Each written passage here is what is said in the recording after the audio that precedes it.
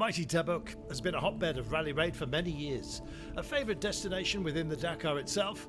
Now the Tabuk rally is making its own history. This stage, a massive day. It drew the crowds to the start of the big one. And this is what lay ahead, 205 kilometres of special racing with a fuel stop along the way, a beautiful yet daunting prospect. It was a rough prologue, yes, but this was going to get even rougher. Mixed high-speed terrain with waypoints that will bite the unwary. The riders came to the morning start of the biggest stage of the Tabuk rally with both hope and trepidation. With only 3.5 kilometre prologue behind them, this was a very different prospect. The starting order was set the day prior, but everyone was aware that the huge differences could be made on the first real stage of racing. Time to saddle up and ride.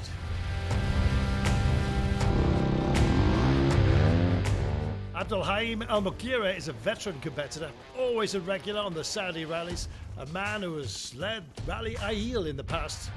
He went well today, 5th on a difficult stage. He moves up to 4th overall. Not sitting behind Mughira's KTM overall, but beating him today, Badr Al-Hamdan. He pushed his Yamaha WR450, one of the smoothest riders in terms of pace, but could he beat all the KTMs? He gave it a good try. While 3 KTMs went quicker, but 4th on the stage places Al-Hamdan 5th overall. But over 22 minutes down, he will fight for the stage win on the final day. Opening today's stage was number 1 Michel Al-Ghanem. Said the opening 185 kilometres of the day went well. Despite no tracks to follow, his excellent navigation skills kept him in contention overall. He's just short of 10 minutes down overall, but feels he can attack on the last day. Riding well, flat out and comfortable. Great performance. He now needs to attack though. One of the best stages of the Saudi Championship since 2019. Honestly, the guys who did the route, really chapeau bas. Very, very nice route. There is a second competition raging here in Tabuk. It's an intense family battle. Welcome to the Al-Balushi rally. Sultan Al-Balushi had a great opening day, finishing 2nd in the prologue, but was the best placed bike. The opening day was tough on his brother Mohammed Al-Balushi, who got a bit off course but powered back to 4th. Today the tables turned. Mohammed rides with number 2. Well, here on the biggest stage of the Tabuk rally, he was number 1. A strong, assured ride. He took the day by a margin of just over 3 minutes ahead of his brother. Together they share places 1 and 2, but Mohammed leads the family battle. For us, we came here to learn, to improve our navigation skills. With that, I'm really, really happy. The result of the stage is just a bonus. A very different kind of day for the quads. On the tight and twisty prologue they thrived. Stage 1 was very different, and the 4-wheeled riders found the course a challenge. Best of class, this man. Happy, I tried not to push too hard. Tomorrow I will win the class, said Ahmed Hani. If you want to know how fickle rallying can be, then look no further than this man, Haytham Al-Wajdri. He dominated day 1 in the mixed class. This stage was a very different story aboard the 4-wheelers. Haytham's trouble's mechanical, fuel pump broke, and then failed again. He will still race tomorrow, but with a huge penalty. Victory is out of reach. This is how the bikes stack up with 1 day to go. Some drivers remember the Dakar racing in this region. Maybe that added to the nerves. Always a quick course around Tabuk. No enormous dunes, but flat mixed terrain has its own difficulties. Mistakes get magnified.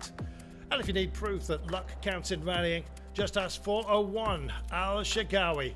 Dreams dented with a broken axle on the liaison, then hopes ended with a broken gearbox. This is the end for us, unfortunately, he says. Rally is like that. It's how it turns out sometimes. Whenever the Saudi border guards contest a rally, they always draw the eye. Multiple rally winner Jafar Al-Qahtani is a strong T2 contender and leads the class here. his Nissan flew today. 10th overall in the near production class Nissan. It's a great achievement up against the specialist machines in T1 and T3. While others fared worse on the rougher terrain. Stones a problem on the course. Ahmed Sagawi, the father of Abdullah, had trouble in the rough stuff today. Bad luck staying in the family, it seemed. It can only get better into the final day. Spectacular scenery along the way, playing the amazing passes. Open spaces. It was quite a game. Less power than the T3's. Number 400, Al-Hamli's T4 kept up nicely on the prologue, but missed horsepower over the long distance. 5th in the prologue, still leading the T4 class. 10th on stage 1. What a difference a day makes. Khalid Al-Jafla was so smooth and quick on the opening day, but the T3 leader lost ground to his main rivals. The Kalam battle is a real source of entertainment here in Tabuk. Crucially, now almost 10 minutes off the class lead he is.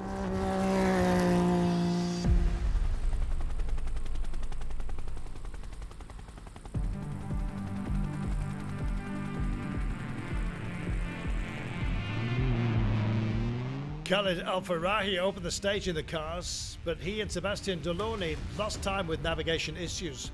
No real bike tracks to follow in the rocky sections. And if you do find the tracks, do you trust them? They dropped 25 minutes on the leader and are now 4th overall. A case of what might have been for Salah Al-Saif.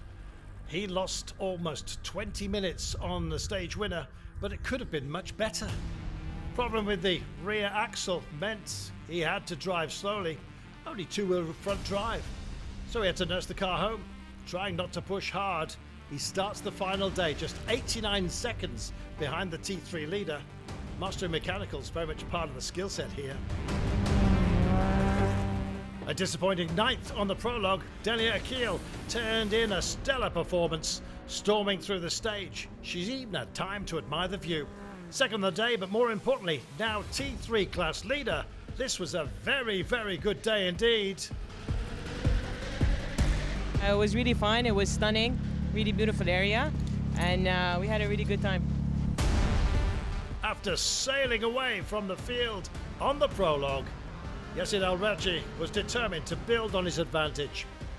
The class of the field he powered through the long stage. Yassin Racing's Toyota was not seen by many along the way. A totally dominant performance, maybe. Could have been better, perhaps. But they were able to correct their mistakes, leading the rally by 19.5 minutes with 1 day to go.